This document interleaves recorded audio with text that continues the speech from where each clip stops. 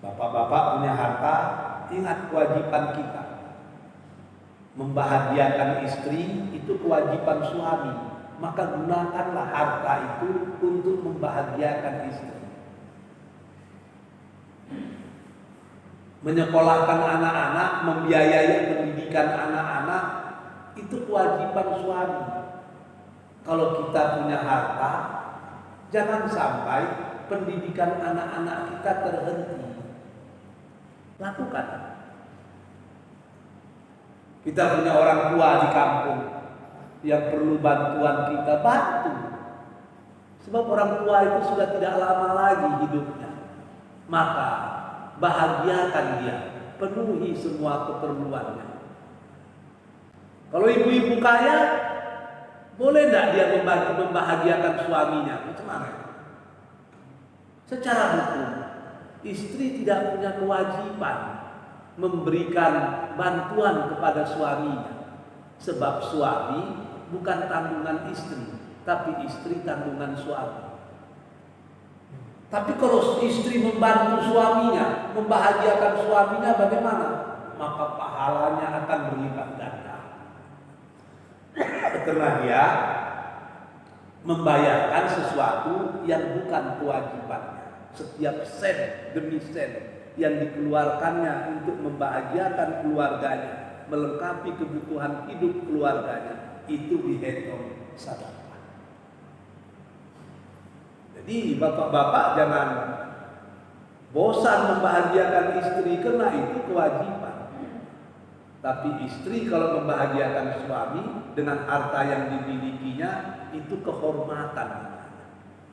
Karena dia melakukan sesuatu di luar tanggung jawabnya.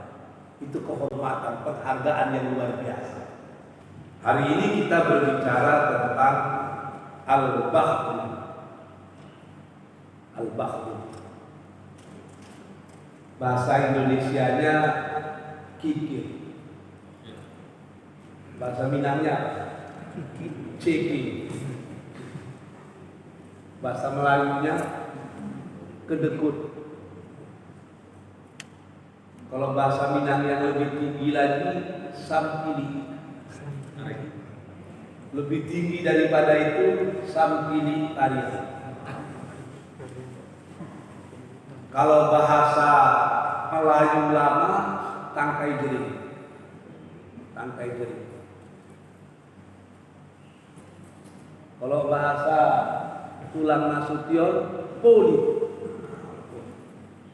Pelit bahasanya. Kemampuan ekonominya mencukupi, tapi dia tidak mau juga membantu. Ini yang disebut dengan bakhil. Kenapa bakhil? Sebab dia punya kemampuan baik secara syariah maupun secara materi untuk membantu program-program kebaikan tersebut, tapi tidak dibantunya. Ini masuk dalam kategori bakhil. Kenapa demikian?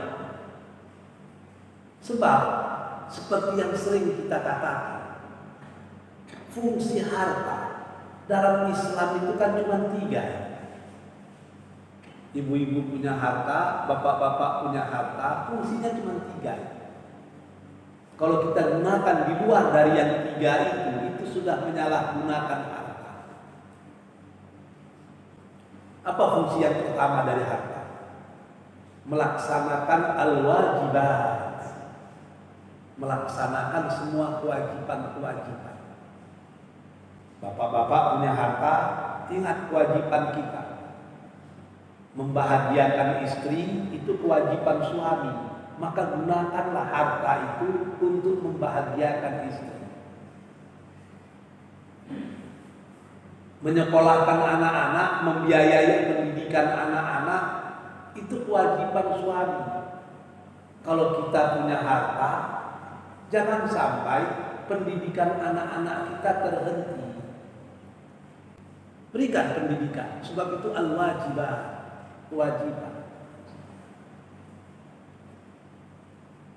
Kita mau pergi haji, duit ada. karena antrian panjang, solusinya haji plus. Dan kita mampu, maka pergilah. Kalau kita tidak lakukan, itu disebut dengan al-bakhlu bakhil. Sebab fungsi harta adalah melaksanakan kewajiban. Lakukan. Kita punya orang tua di kampung yang perlu bantuan kita, bantu. Sebab orang tua itu sudah tidak lama lagi hidupnya. Maka bahagiakan dia, penuhi semua keperluannya. Kita lakukan berarti kita tidak melakukan al-wajibah, bakhil kita.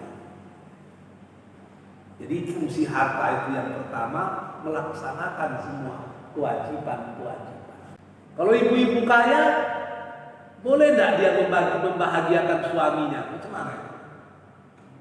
Secara hukum, istri tidak punya kewajiban memberikan bantuan kepada suaminya. Sebab suami bukan tanggungan istri, tapi istri tanggungan suami. Tapi kalau istri membantu suaminya, membahagiakan suaminya, bagaimana? Maka pahalanya akan berlipat ganda. Karena dia membayarkan sesuatu yang bukan kewajibannya. Setiap sen demi sen yang dikeluarkannya untuk membahagiakan keluarganya, melengkapi kebutuhan hidup keluarganya, itu dihitung sedekah.